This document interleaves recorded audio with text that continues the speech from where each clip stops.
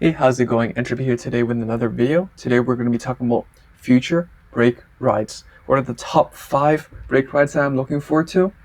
Let's look into them. Before we start though, what are brake rides? Brake ride is a upcoming new mechanic that will be coming to Vanguard Zero. How it works is that it's a limit break 4 ability that we have seen in the Asia Circuit era, but instead of having a skill itself, it gives it's basically a baton pass. It gives the next unit that you ride on top of it an extra 10k and a clan specific skill. Generally, each clan has at least one. Narukami actually has 4 that we can look forward to, and each of them vary from 0 to 1 counterblast, and they have different magnitudes of skill. And let's look at the top 5 that I will be looking forward to.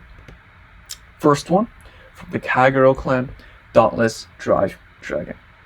So, as we all know, Kagero isn't getting a lot of support in this set and the coming 2 or 3 sets, but Dauntless Drive Dragon will be here soon, and it will not let your opponent end this fight very easily. Its skill is Limit Break 4. When a Kagero unit rides this unit, you can choose your Vanguard, gets plus 10. Okay, here's the fun part. You can choose 3 cards from your hand, discard them at the end of the battle that this unit attacked. If it did not hit, stand, and then you get to attack again, I guess. So why is this card good? Well, we already have a card called Dragonic Overlord the End. Dragonic Overlord the End needs to hit to use his Persona Blast. Dauntless Drive Dragon needs to not hit. So what happens when you get to cover your weaknesses in one go, right? Like, for example, your the end hits, right? The first time, you use the Persona Blast to stand again, right? And then your opponent hits a defensive, you still go for it, and then you don't hit. Well, sometimes you're like, well, I just lost, 2 Counter Blast, and then, I wasted my Persona Blast. Dauntless Drive Dragon says no. You still get to try again, you get to discard 3, you get to stand again, and you get to attack and hope for another trigger. Seems pretty good. It also works the other way, in case you didn't hit in the first place, which is kind of hard in Vanguard Zero, but it does happen sometimes if your Vanguard's not the first one to attack your opponent's Vanguard, I guess. Then you get to discard 3, and then you can hopefully hit a trigger, procure the end, and then go for a 3rd attack for that turn. In addition, I forgot to mention this, but most break rides have a secondary skill that lets it at least hit cross ride numbers. Give it plus 2000 when it attacks. So Dauntless Drive Dragon lets you get plus 2 if you have more regrets than your opponent. Pretty easy task for Kagero. So really spicy card to play with. Next is Bad End Dragger. Now, this card is something that someone else commented on in the Future Broken Cards video. Yes, here it is. I saved it for this break ride video because, well, he really deserved a spot in that video, but I think fits more in here as a break ride. So this card will make Spike Brothers go from, I guess it's tier 1 right now, to tier 1, I guess. So what it does is, you get your general plus 10, and then the skill is when one of your Spike Brother rearguards attack, it gets plus 10, right? And then at the end of the battle, put it to the bottom of your deck. Like, putting the card to the bottom of the deck isn't even that bad, because your grade 3s are triggers, you don't mind putting them to the bottom of the deck, right? The most important thing is, well, it gets plus 10, so it actually hits through defensives, and whatever card you ride on top of it, like, even if it's just like Dudley Emperor, right? Like, I'm sure everyone's familiar with Dudley Emperor. It calls 2 units in the into the field, anti-rigor circles during a battle phase. Well, even if they're not something that goes back to the deck, like Juggernaut Maximum or High Speed Braki, well, you can still call them out. They will still hit numbers, and then they'll still go back to the deck, so you can still do other plays on your future turns. The only negative is that, well, yeah, you lose the benefit of keeping those intercepts. Like, sometimes you just don't activate your Brakis, but as a hit and run on steroids card, as a card that's meant to go aggro all in, Bad End Dragger is definitely one of the most solid break rides in the future. Next, the long-awaited, dreaded Star-vader Infinite Zero Dragon. So, if you've seen the keyword video, you know how disgusting lock will be, and Infinite Zero Dragon does it for no cost. Well, I guess riding on top of this card is a cost, but really, so its skill is when a Link Joker unit rides this, choose a rear guard from your opponent's front row and back row and lock them. So at least you can't force your opponent to just randomly lose 2 front rows, I guess. And then your Vanguard gets +10. And then when this unit attacks the Vanguard, gets +2. So this card is really simple. I mean, even the subtext, right, like the second skill, it doesn't even require anything as long as it attacks the Vanguard, right? Like that's really simple. But it's really deadly. And as you see with the synergy with broken cards like Chaos Breaker Dragon, you not only get to lock your opponent, but you get to, plus out of it. That's insane. There is another break ride for Link Joker as well that you can look into.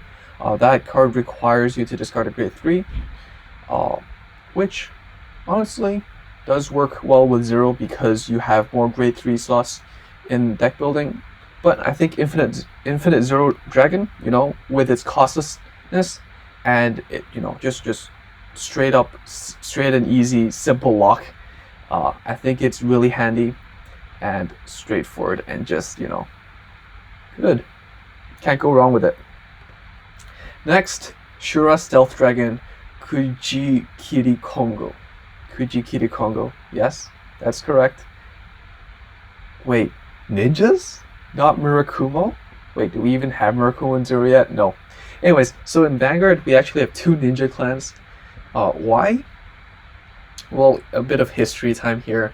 We actually had Nubatama in set 1 of the original TCG. And Nubatama's clan specialty is hand destruction, right?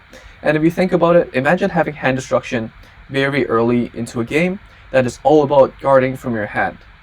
Well, that doesn't really affect Zero that much, but in terms of, the original card game, that was just way too strong.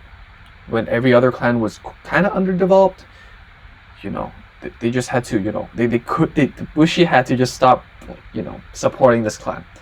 Until the Break Ride era, where they were like, okay, every other clan has good enough support, they can deal with losing 1 or 2 cards a turn, let's bring them back in. And so, we have Nubatama here. Nubatama, as we talked about, is hand destruction, and anyone who played card games know hand destruction is really strong. So its skill is Limit Break 4. When a Nubatama rides this, you get +10, the generic. Your opponent chooses 1 card from his or her hand, discard it, and then your opponent chooses 1 card from his or her hand and then bind it. While your opponent does pick up that bind card at the end of the turn, it means that your opponent loses 2 cards during your offensive turn, their defensive turn. And that means, well, if you think about Zero, if you can remove 2 cards from your opponent's hand, the chances of, knocking out a PG is actually pretty good, especially into the late game when both of you are at 4 damage. Especially with a lot more hand destruction effects outside of the break ride.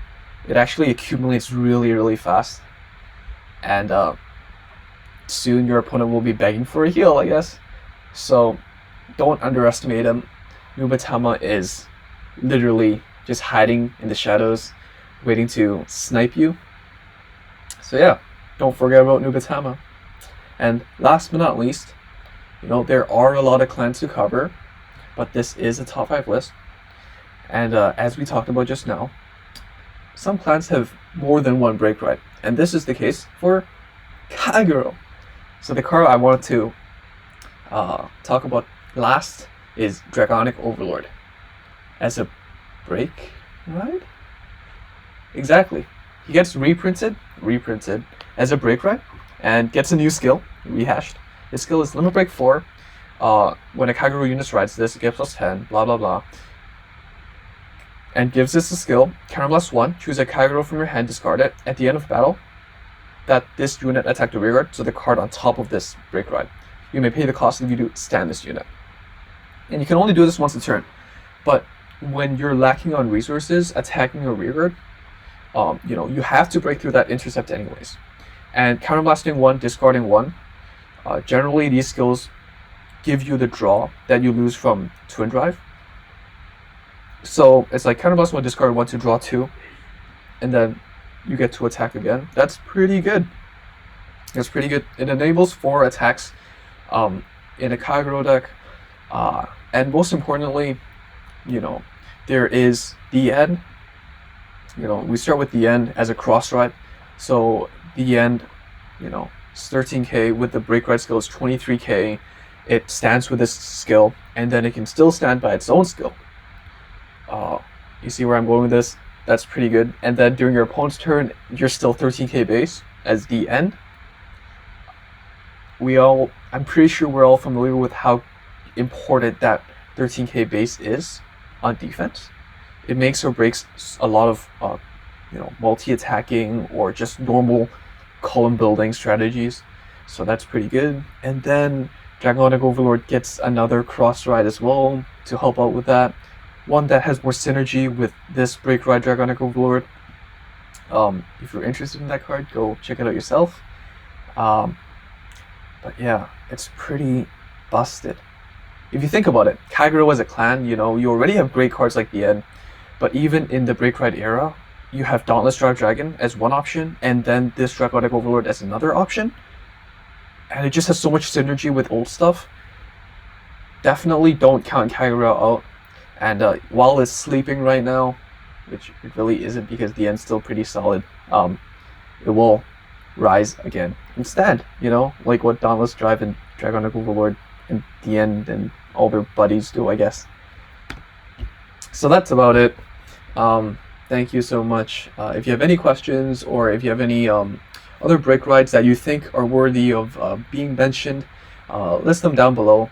Again, there's a lot of clans that I didn't cover, but one of them that I really wanted to, because of nostalgia and because of how great and fun they were in the real TCG, was Nova Grapplers. They have 1 for Black Klugers and 1 for Ethics Buster, Beast 80s.